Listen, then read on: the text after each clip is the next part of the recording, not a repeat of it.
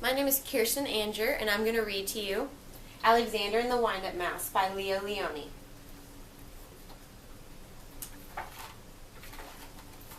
Alexander and the Wind-Up Mouse by Lionni.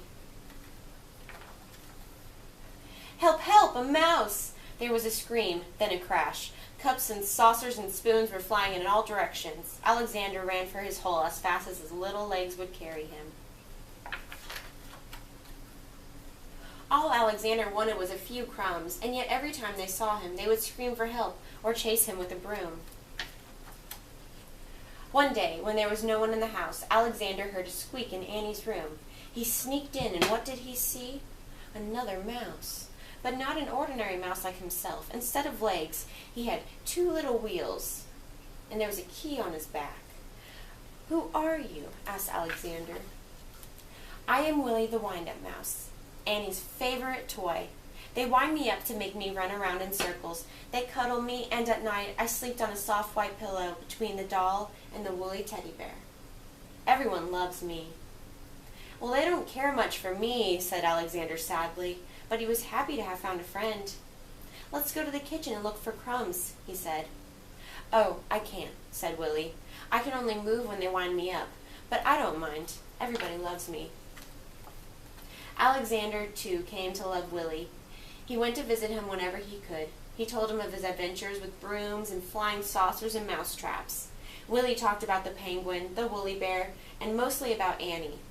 The two friends spent many happy hours together. But when he was alone in the dark of his hideout, Alexander thought of Willie with envy. "Ah," he sighed, "why can't I be a wind-up mouse like Willie and be cuddled and loved?" One day, Willie told a strange story. "I've heard," he whispered mysteriously, "that in the garden, at the end of the pebble path close to the blackberry bush, there lives a magic lizard who can change one animal into another." "Do you mean," said Alexander, "that he could change me into a wind-up mouse like you?" That very afternoon, Alexander went into the garden and ran to the end of the path. "Lizard, lizard," he whispered. And suddenly there stood before him, full of colors, of flowers and butterflies, a large lizard. "Is it true that you could change me into a wind-up mouse?" asked Alexander in a quivering voice.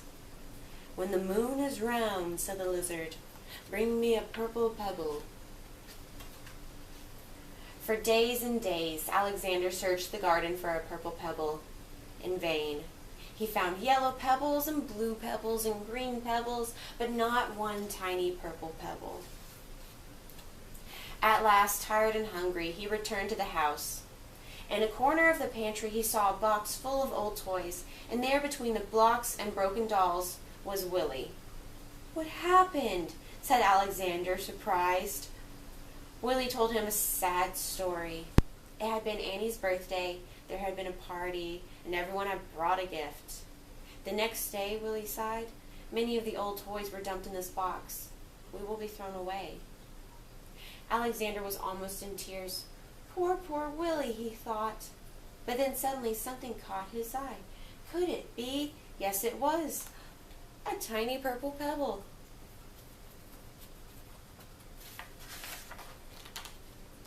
All excited, he ran to the garden.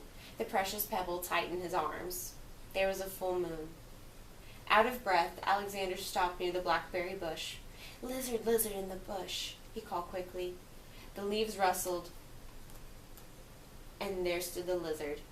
"The moon is round, the pebble found," said the lizard.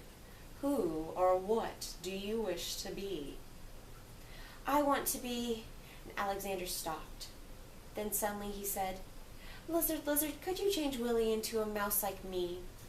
The lizard blinked. There was a blinding light, and all was blind, and the pebble was gone. Alexander ran back to the house as fast as he could.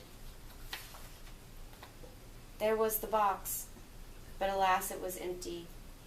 Too late, he thought, and with a heavy heart he went to his hole in the baseboard. Something squeaked. Cautiously, Alexander moved closer to the hole. There was a mouse inside. "Who are you?" said Alexander, a little frightened. "My name is Willie," said the mouse. "Willie!" cried Alexander. The lizard did it!" He hugged Willie, and then they ran to the garden path, and there they danced until dawn. That was Alexander and the Wind-Up Mouse by Lionni.